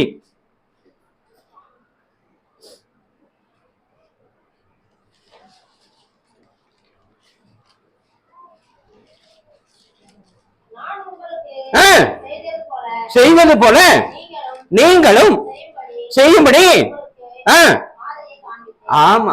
அப்போ ஆண்டவர் நமக்கு என்ன சொல்றாருன்னா, நாம் என்ன செய்யணுங்கிறத ஆண்டவர் தன்னுடைய வாழ்வின் மூலமாக மாதிரியை காண்பித்து வைத்தார். அதைதான் மத்தேயு எழுதின சுவிசேஷம் 22:20 வசனம் சொல்லுகிறது, நீங்கள் போய் அவர்களுக்கு போதிங்கள், நான் உங்களுக்கு என்ன சொன்னனோ அதை போதிங்க. வாசிங்க அந்த மத்தேயு 28:20.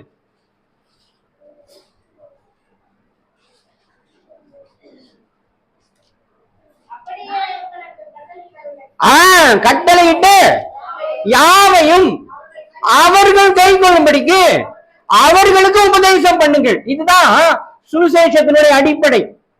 இப்ப நாம் அவர்களுக்கு சொல்லணும்னா அவங்க நம்ம கிட்ட என்ன எதிர்பார்ப்பாங்க? என்னமா? நாம செய்யற மாதிரி எதிர்பார்ப்பாங்க. கரெக்டா? கரெக்டா?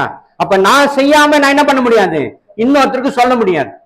நான் செஞ்சிருக்கணும், நான் செஞ்சு அந்த அனுபவத்துல நான் நடந்தாதான் நான் சொல்லவே வேண்டாம், அவனே பார்த்து தெரிஞ்சுக்குவான், இவர்கள் கர்த்தருடையவர்கள், இவர்கள் தேவனுடைய பிள்ளைகள், இவர்கள் பைபிளை வாசிக்கிறவங்க, ஆண்டவருடைய வார்த்தை கீழ்ப்படுகிறவங்க, இவங்க ஆண்டவருடைய பிள்ளைகள், இவர்கள் பொறுமையானவர்கள், இவர்கள் அன்பானவர்கள், இவர்கள் நேசிக்கிறவர்கள்.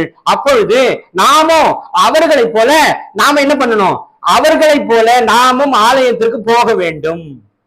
அவர்களை போல நாமும் அது எங்க இருந்தாலும் எந்த மூலையில இருந்தாலும் அந்த ஆலயத்துல போய் உட்கார்ந்து ஆண்டவருடைய வார்த்தையை கேட்கணும் அப்படின்னு நினைப்பாங்க. ஹல்லேலூயா, ஹல்லேலூயா. எனக்கு தெரிஞ்சு இந்த சபை எப்ப ஸ்டார்ட் பண்ணது தெரியுமா உங்களுக்கு? எப்ப ஸ்டார்ட் பண்ணது தெரியுமா? தெரியாது, தெரியாது, தெரியாது. பாத்தீங்களா, யாருக்குமே தெரியல.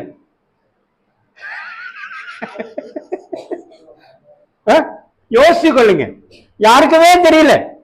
அப்ப எவ்வளவு மோசம் தெரியுமா? இது எவ்வளவு மோசம் தெரியுமா? நம்முடைய சபை வரலாறே நமக்கு தெரியலன்னா எப்படி? இப்போ இந்த சபை இவ்வளவு தொலைவுல இந்த மூலையில, இத்தனைக்கும் நானே ஒரு 15 வருஷத்துக்கு முன்னாடி இங்க வந்தேன், 2-3 முறை வந்திருக்கிறேன், எனக்கு நினைவு இருக்கிறது. ஒரு முறை தான் நான் இன்னொரு நண்பரோடு கூட வந்தேன், அதுக்கு முன்பாகவே ஒரு முறை வந்திருக்கேன். அப்ப இது எதுவுமே கிடையாது, ஒரு இந்த பள்ளம் மட்டும் இருக்கும். இந்த மூலையில எனக்கு அதுதான் ஞாபகத்துல இருக்கு. இந்த சபை எங்க இருக்கு, ஒரு குளம் ஒண்ணு இருக்கும், அந்த குளத்து ஓரத்துல மூலையில ஒரு தனியா இருக்கும் அப்படின்னு நினைச்சு கொண்டு வந்தேன். நான் அப்படிதான் வந்தேன். அப்போ இவர் கூட்டிட்டு வர்றாரு, எங்க போறோம் நம்ம தெரியல எனக்கு அப்படின்னு யோசிச்சுக்கிட்டே வரேன். ஏன்னா நான் வந்தப்ப இவங்க வீட்டுக்கு தான் நான் போயிருக்கிறேன். அப்போ இந்த இடத்துல இருந்து போகும்போதே அந்த வீடு தெரியும், ஒரு 2 தெரு இருக்கும், அந்த தெருவுலதான் அவங்க வீடு. அப்படியெல்லாம் இருந்தது.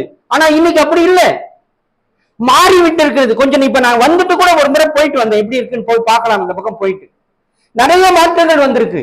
ஆனா இந்த சபையில மட்டும் மாற்றமே காணும். இந்த சபை மட்டும் மாறவே இல்லை.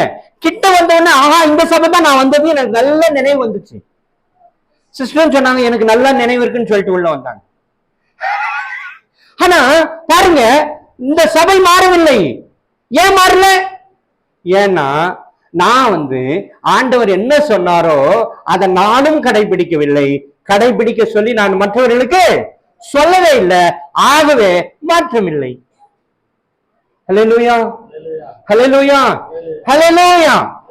சரி, வாசிங்கள்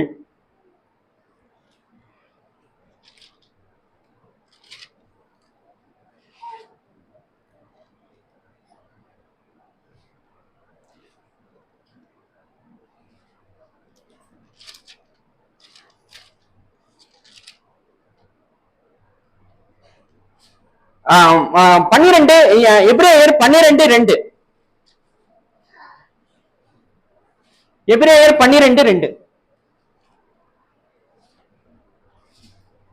அவர் தமக்கு முன் ஆ, ஆ. சந்தோஷத்தின் பொருட்டு சந்தோஷம். அதாவது ஆண்டவர் என்ன சொல்றாரா, தனக்கு முன்பாக வைத்திருக்கிற சந்தோஷத்தின் பொருட்டு. எந்த சந்தோஷத்தின் பொருட்டு? அவரை ஆண்டவர் நம்முடைய நாமத்தை அவர் உயர்த்துவார், என்னை மேலான எல்லா அதிகாரங்களுக்கும் மேலாக உயர்த்துவார் என்ற அந்த மேலான சந்தோஷத்தின் பொருட்டு அவமானத்தையும் நல்ல வாசிக்குமா, நல்ல வாசிக்க மாட்டேன் யாரும் வாசிக்குமா, என்னம்மா என்னம்மா அவர் தமக்கு முன் வைத்திருந்த ஆ, சந்தோஷத்தின் பொருட்டு சந்தோஷத்தின் பொருட்டு அவமானத்தை அவமானத்தை எண்ணாமல் சிலுவை சகித்து சிலுவையை சகித்து தேவனுடைய சிங்காசனத்தின் வலது பாரிசத்தில் வீற்றிருக்கிறார். ஹல்லேலூயா, ஹல்லேலூயா, ஹல்லேலூயா. இப்ப ஆபிரகாமும் இந்த தன்மைகளை தான் வெளிப்படுத்தினான். அவனுடைய வாழ்வு இந்த தன்மைகளை தான் வெளிப்படுத்தினது. வாசியுங்கள் ஆதியாகமம் 12:1.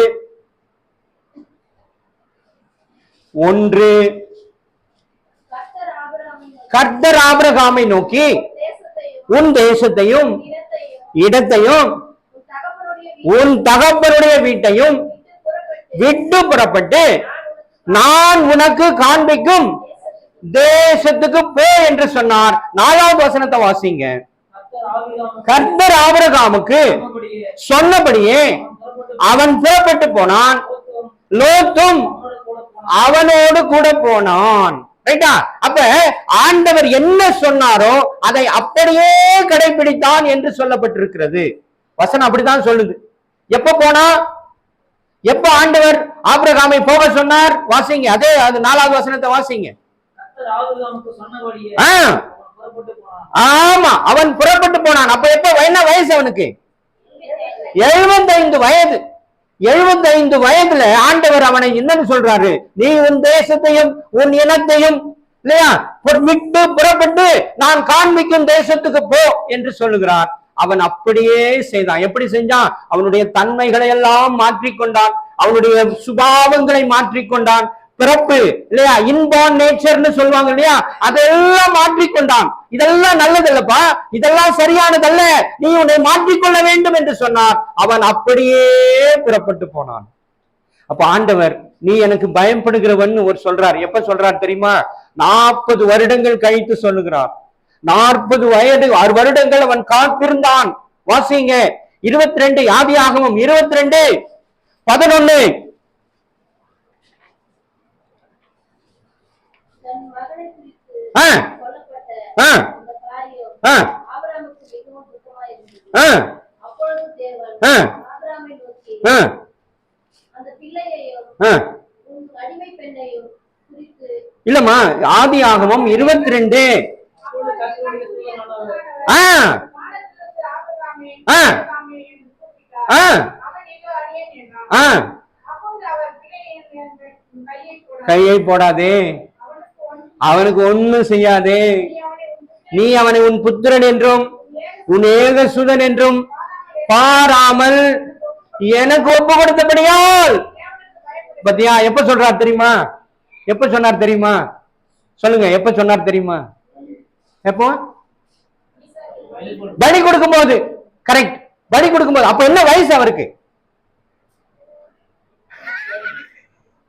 தெரியுமா? என்ன வயசு இருக்கும்? சரி, நான் இப்படி ஒரு கணக்கு சொல்றேன். இப்ப எந்த வயசுல ஈசாக்கு பிறந்தான்? 100 வயசுல. எப்ப ஆண்டவர் அவனை அழைத்தார்? 75. 75க்கு 100க்கு எத்தனை வருஷம் வித்தியாசம்? 25 வருஷம் வித்தியாசம் இல்லையா? சரி, அப்போ 100 வயசுல ஈசாக்கு பிறக்கிறான். எப்ப ஆண்டவர் ஈசாக்க பலியிட சொன்னாரு? என்னவா? 15. கரெக்டா? கரெக்டா? 15 வயசு. 15 25 40. அப்போ ஆண்டவர் எப்ப அவனுக்கு சொல்லி இருக்கணும்? 75வது வயசுலயே சொல்லி இருக்கணும். ஏன்னா அப்பவே கீழ்ப்படிஞ்சிட்டான். கரெக்டா? கீழ்ப்படிஞ்சானா படியிலையா? அவன் ஆண்டவர் என்ன சொன்னாரோ அப்படியே புறப்பட்டு போனான் தான் வசனம் சொல்லுகிறது. ஆனால் ஆண்டவர் அப்போ அவனை நீ எனக்கு பயப்படுகிறவன் சொல்லவே இல்லை. அவனை புடமிட்டார். அவனை நிறைய ஆண்டவர் வழி நடத்தி கொண்டே வருகிறார், வழி நடத்தி கொண்டு வருகிறார், வருகிறார் வருகிறார். 22 2வது வசனத்தை வாசிங்க. ஆதியாகமம் 22:2. அப்பொழுது அவர் உன் புத்திரனும் உன் ஏக சுந்தனும் உன் நேசகுமாரனுமாகிய ஈசாக்கை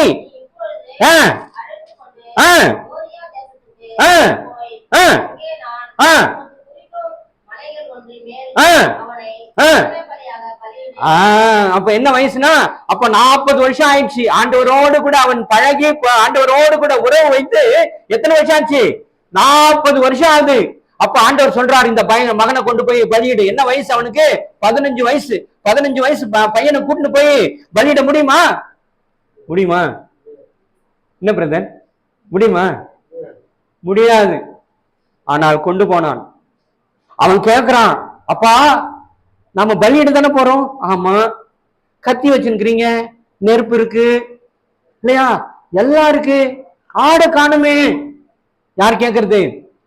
ஈசாக்கு யாரை பார்த்து கேட்கிறான்? ஆபிரகாமை பார்த்து கேட்கிறான். அப்போ சொல்லுவானா, ஐயோ என் மகனை பலியிட போறனே, இப்படி பேசுறானே இல்லையா, இப்படி பேசுறானே, இப்படி கேள்வி கேட்கிறானே, என்ன பண்ண போற? ஒண்ணும் இல்ல, கடவுள் பார்த்துக்குவார் வாப்பா அப்படின்னு அவனை அழைச்சு கொண்டு போறான்.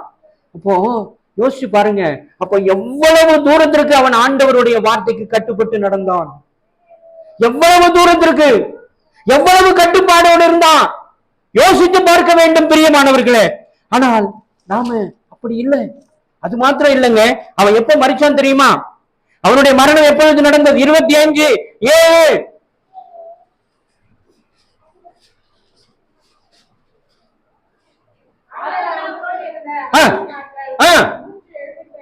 ஆமா.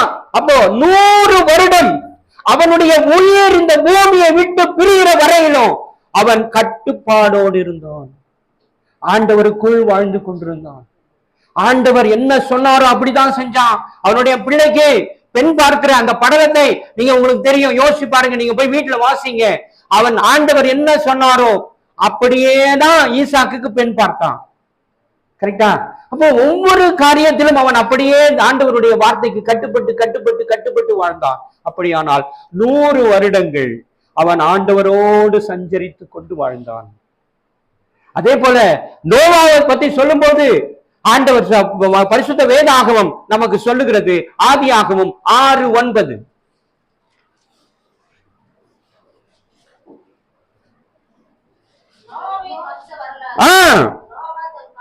நோவா தன் காலத்தில் இருந்தவர்களுக்குள்ளே நீதிமானும் உத்தமனுமாயிருந்தான். நோவா தேவனோடு சஞ்சரித்து கொண்டிருந்தான். புரிந்து கொள்ளுங்கள். அப்ப நம்மை பார்த்தும் இந்த உலகம் சொல்ல வேண்டும், ஆண்டவர் சொல்ல வேண்டும், இவர்கள் என்னோடு கூட சஞ்சரித்துக் கொண்டிருக்கிறார்கள். அந்த உணர்வு நமக்கு வேண்டும். நான் தேவனோடு சஞ்சரிக்கிற வாழ்வு எனக்கு வேண்டும். எப்படி ஆபிரகாம் தேவனோடு சஞ்சரித்தானோ, எப்படி நோவா சஞ்சரித்தானோ, எப்படி ஏனோக்கு தேவனோடு சஞ்சரித்தானோ, அப்படிப்பட்ட வாழ்வு நானும் வாழ்ந்து காட்ட வேண்டும் என்ற உணர்வு நம் ஒவ்வொருவருக்கும் வர வேண்டும். பிரியமானவர்களே, ஒரு நிமிடம் எழும்பி நில்லுங்க, எழும்பி நில்லுங்க. நாம் இப்படி வாழ பழக வேண்டும். நாம் இப்படிப்பட்ட வாழ்வுக்குள் நம்மை அர்ப்பணிக்க வேண்டும். அதைதான் ஆண்டவர் நம்மிடத்துல எதிர்பார்க்கிறார். அந்த எதிர்பார்ப்புக்கு உகந்த வகையிலே நாம் நம்மை ஒப்பு கொடுக்க வேண்டும். நான் எனக்கு தோன்றின காரியங்களை எல்லாம் செய்ய முடியாது. நான் எனக்கு தோன்றின காரியங்கள் எல்லாம், எனக்கு நீதியாய் தோன்றினதெல்லாம் சொல்ல மாட்டேன்றீங்களே. எனக்கு நீதியாய் தோன்றினதெல்லாம் நீதி அல்ல. உண்மைதானே? செய்யக்கூடாதுன்னா என்ன அர்த்தம்? நீதி அல்லன்னு அர்த்தம். நீதி அல்ல, எனக்கு தோன்றினதெல்லாம் நீதி கிடையாது. எது நீதி? பரிசுத்த வேதாகமம் எதை நீதியாக எனக்கு சொல்லி இருக்கிறதோ அதுதான் நீதி. அந்த அடிப்படையில தான் என்னுடைய வாழ்வு அமைய வேண்டும். நான் அமைத்துக் கொள்ள பிரயாசம் எடுக்க வேண்டும். அதற்காக முதலாவது நாம எல்லாரையும் எதிர்பார்க்க முடியாதுங்க. அவங்க செய்யல, அவங்க செய்யல, அவங்க செய்யல, அவங்க செய்யல, நான் மட்டும் செஞ்சா எப்படி? அப்படி அல்ல. நான் செய்ய வேண்டும். நான் முதலாவது இங்க வந்திருக்கிற நீங்கள் தான் முதல் அடியை எடுத்து என்ன பண்ணணும்? வைக்க வேண்டும். அடுத்தது உங்க குடும்பத்துல ஒரு மாற்றத்தை கொண்டு வரணும். உங்க குடும்பத்துல வந்தா பக்கத்து வீட்டுக்காரர் இடத்துல, பக்கத்து குடும்பத்தினர் இடத்துல அந்த மாற்றத்தை நாம புகுத்தி சொல்லிக் கொடுக்க வேண்டும், பழக வேண்டும். அதுக்காக போய் நம்ம கட்டாயம் செய்யணும்னு கிடையாது. நாம அன்பாலதான் என்ன பண்ணணும்? அதை தான் ஆண்டவர் அன்பால் செய்ய வேண்டும் என்று சொல்லி இருக்கிறார். அப்படிதான் நாம செய்யணும். அப்பதான் சபையில நாம அதை எதிர்பார்க்க முடியும். ஒரு சபை செஞ்சால்தான் அடுத்த சபை செய்யும். இந்த சபை கல்மேல் குப்பம் சபை எப்படி இருக்கிறது தெரியுமா என்று எல்லாரும் பேசுவாங்க. எப்படிப்பட்ட சபை தெரியுமா? அந்த ஜனங்கள் எப்படிப்பட்டவர்கள் தெரியுமா? எவ்வளவு ஒழுக்கத்தோடு இருக்கிறார்கள், எவ்வளவு அன்போடு கூட இருக்கிறார்கள், எவ்வளவு நேசத்தோடு இருக்கிறார்கள், எவ்வளவு கர்த்தருக்கு பயந்திருக்கிறார்கள், ஆண்டவருக்கு பிரியமாய் நடக்கிறார்கள் என்று உலகம் பேச வேண்டும். அப்படி பேசினால் இந்த கிராமம் இந்த சபைக்குள் வரும். வருமா வராதா? வரும். எத்தனை வருஷம் ஆச்சு? எப்ப வரும் தெரியல. அப்போ இவ்வளவு காலத்தை நாம் வீணடித்திருக்கிறோம். ஒருவேளை நான் என்னுடைய சபையில எவ்வளவு பேர் இருந்தாங்க, எவ்வளவு பேர் இப்ப வர்றதில்லை. ஏன் வர்றதில்லை தெரியாது. அப்போ போனவர்கள் எல்லாம் வர வேண்டும், வராதவர்கள் எல்லாம் வர வேண்டும் என்ற அந்த நினைவு நமக்கு வர வேண்டும். அப்பொழுதுதான் மாற்ற வர வேண்டும். ஆகவே தான் வசனம் நமக்கு சொல்லுகிறது. அந்த இன்னைக்கு தலைப்பு என்ன சொல்லுகிறா? Give without counting the cost அப்படின்னு தான் இன்னைக்கு தலைப்பு. அப்படின்னா செலவை கணக்கிடாமல் கொடுப்பது. இப்படிதான் நாம் சபைக்கு கொடுக்க வேண்டும். வெறுமனே காணிக்கை கொடுப்பதை மாத்திரம் நாம் நினைவு கூறாதபடி நம்மை முதலாவது கொடுக்க வேண்டும். நம்மை முதலாவது கொடுத்து நாம் அடுத்ததாக பவுல் சொல்லுகிறது போல கொரிந்தியர் 2 கொரிந்தியர் 8வது அதிகாரம்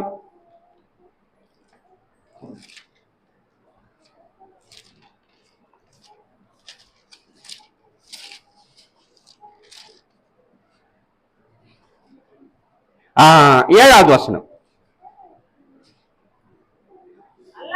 அல்லாமலும் விசுவாசத்தில், நல்ல பொறுமையா வாசிங்க. விசுவாசத்திலும் போதிப்பிலும் அறிவிலும் எல்லாவித ஜாக்கிரதையிலும் எங்கள் மேல் உள்ள உங்கள் அன்பிலும் மற்ற எல்லா காரியங்களிலும் நீங்கள் பெருகி இருக்கிறது போல மிகுந்த இந்த தர்ம காரியத்திலும் பெருக வேண்டும்.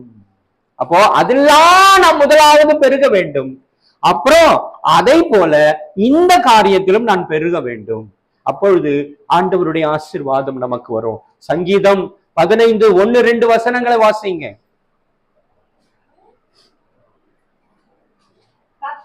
கர்த்தாவே, யார் உம்முடைய கூடாரத்தில் தங்குவான்? யார் உம்முடைய பர்வதத்தில் வாசம் பண்ணுவான்? உத்தமனாய் நடந்து நீதியை நடப்பித்து மனதார சத்தியத்தை பேசுகிறவன் தானே. அல்லேலூயா, அல்லேலூயா. ஒப்பு கொடுங்க, ஒப்பு கொடுங்க. ஆபிரகாம் தன்னுடைய வாழ்க்கையில எப்படி பண்ணானா, லோத்துக்கும் ஒரு பிரச்சனை. இன்னைக்கு வாசிச்சோம் அந்த பகுதியை. அந்த இடத்துல லோத்தினுடைய மந்தை மேய்ப்பர்களுக்கும் ஆபிரகாம் மந்தை மேய்க்கிற ஒரு பிரச்சனை. அப்பொழுது ஆபிரகாம் லோத்தை பார்த்து சொல்லுகிறான், நீயும் நானும் சகோதரர்கள், நமக்குள் என்ன வரக்கூடாது? சண்டை வரக்கூடாது. நீ இடதுபுறம் போகணும்னா நான் என்ன போவேன்? வலதுபுறம் போவேன். ஒருவேளை நீ வலதுபுறம் போக நினைச்சா நான் என்ன பண்ணுவேன்? இடதுபுறம் போவேன். அப்படின்னா என்ன அர்த்தம் தெரியுமா? அப்படின்னா என்ன அர்த்தம்? கடைசியாக அதை மட்டும் சொல்லி எனக்கு முடிக்கிறேன். என்ன அர்த்தம் தெரியுமா? என்ன அர்த்தம்? பிரச்சனை வேண்டான்ற அர்த்தம். அப்படி இல்ல, ஆப்போசிட் அப்படின்னு அர்த்தம். ரைட்டா? இப்போ தீமை என்றால் ஆப்போசிட் என்னது? நன்மை. நன்மை என்றால் ஆப்போசிட் என்னது? தீமை. இப்ப லோத் அப்படிதான், ஆபிரகாம் அப்படிதான் பேசுறான் லோத்து கிட்ட. இன்னொரு விஷயத்தையும் நீங்க புரிஞ்சு கொள்ளணும். ஒரு பிரச்சனை உள்ளதுன்னு வச்சுக்கங்க, நாம என்ன முடிவெடுப்போம்? நாம தான் முடிவெடுப்போம். ஒரு பிரச்சனை, இப்ப உங்களுக்கும் எனக்கும் பிரச்சனை அப்படின்னா யார் முடிவெடுப்போம்? நான் தான் முடிவெடுப்பேன். இப்ப நான் உங்களுக்கு எனக்கு சம்பந்தம் செட் ஆகலப்பா, நான் ஒதுங்கிக்கிறேன். ரைட்டா? பொதுவா அப்படிதான் நம்ம பேசுவோம். ஆனால் ஆபிரகாம் எப்படி பேசுறான்னா, அவர்கிட்ட ஆப்ஷன் கொடுக்குறான். நீ எடுத்துக்கோ, நீ முடிவெடு, நீ என்ன பண்ண போற? நீ வலதுபுறம் போனா நான் என்ன பண்ணுவேன்? அப்போ நன்மையை தெரிந்து கொண்டால் நான் என்னத்தை தெரிந்து கொள்வேன்? தீமையை நான் தெரிந்து கொள்றேன். எப்படி எடுக்கிறான் பாருங்க, எவ்வளவு பெரிய பெரிய முடிவு எடுக்கிறான் பாருங்க. நீ நன்மையை தெரிந்து கொண்டால் நான் தீமையை தெரிந்து கொள்கிறேன் என்று சொல்லுகிறான். அந்த தன்மை வர வேண்டும். நீ நன்மை எடுத்துக்கொள்றியா, பரவாயில்லப்பா, ஒண்ணும் பிரச்சனை இல்லை, நான் தீமைக்கு போறேன். ஏன்? கர்த்தர் என்னோடு கூட இருக்கிறார், கர்த்தர் என்னை காப்பாற்றுவார், என்னை கை தூக்கி எடுத்து விடுவார், எந்த சூழ்நிலையிலும் என்னை நிலைநிறுத்துவார். ஹல்லேலூயா, ஹல்லேலூயா. புரிந்து கொள்ளுங்கள், ஒப்பு கொடுங்கள், உங்கள் மக்களோடு கூட பேசுங்கள். ஆண்டவர் உங்களை ஆசீர்வதிக்க வல்லவராக இருக்கிறார். தலைகளை தாழ்த்துவோம், கண்களை மூடுவோம், ஆண்டவரோடு கூட பேசுங்க. இவ்வளவு நேரம் ஆண்டவர் உங்களோடு கூட பேசி இருக்கிறார். இந்த வார்த்தைகள் எந்த அளவிற்கு உங்களுக்கு பிரயோஜனமாக இருந்தது என்பதை நீங்கள் தான் சாட்சி சொல்ல வேண்டும். நீங்கள் தான் அதை ஆண்டவரிடத்துல பேச வேண்டும். ஆண்டவரே, என்னோடு கூட பேசினீங்க ஆண்டவரே, இந்த வார்த்தை எனக்கானது, நான் இந்த கேள்வியோடு வந்தேன், இந்த கேள்வி எனக்குள் இருந்தது ஆண்டவரே, அதற்கான பதிலை இன்று நான் தெரிந்து கொண்டேன். ஆகவே உமக்கு கோடி கோடி நன்றி ஆண்டவரே. அப்பா, அந்த பதிலின்படி, நீர் கொடுத்த அந்த தெளிவின்படி நான் வாழ்வதற்கு என்னை அர்ப்பணிக்கிறேன் என்று சொல்லுங்கள். அப்பொழுது உங்கள் வாழ்க்கை நிச்சயமாய் மாறும். அன்பு கூறுவேன், இன்னும் அதிகமாய் ஆராதிப்பேன், இன்னும் ஆர்வமாய் அன்பு கூறுவேன், இன்னும் அதிகமாய் ஆராதிப்பேன், இன்னும் ஆர்வமாய் உம்மை முழு உள்ளத்தோடு ஆராதிப்பேன், முழு பலத்தோடு அன்பு கூறுவேன். ஆராதனை ஆராதனை ஆராதனை ஆராதனை, அல்லேலூயா, ஆராதனை ஆராதனை ஆராதனை ஆராதனை.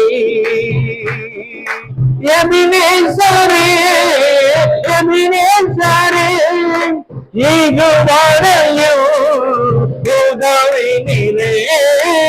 எபினேசரே, எபினேசரே, இதுவரையும் உதவினீரே, இதுவரையும் உதவினீரே.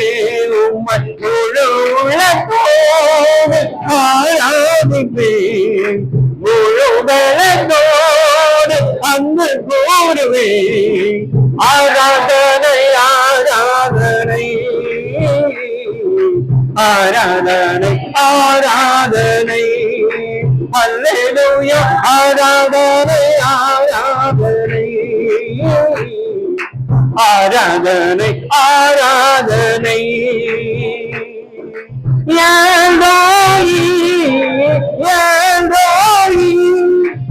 என்னை கண்டீரே நம்பியையா,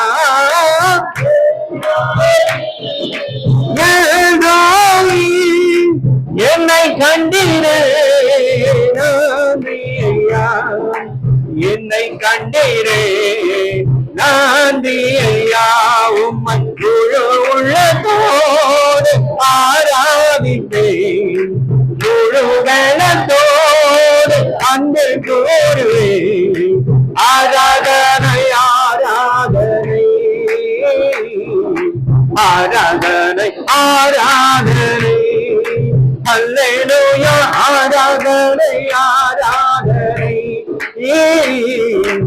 ஆராதனை ஆராதனை.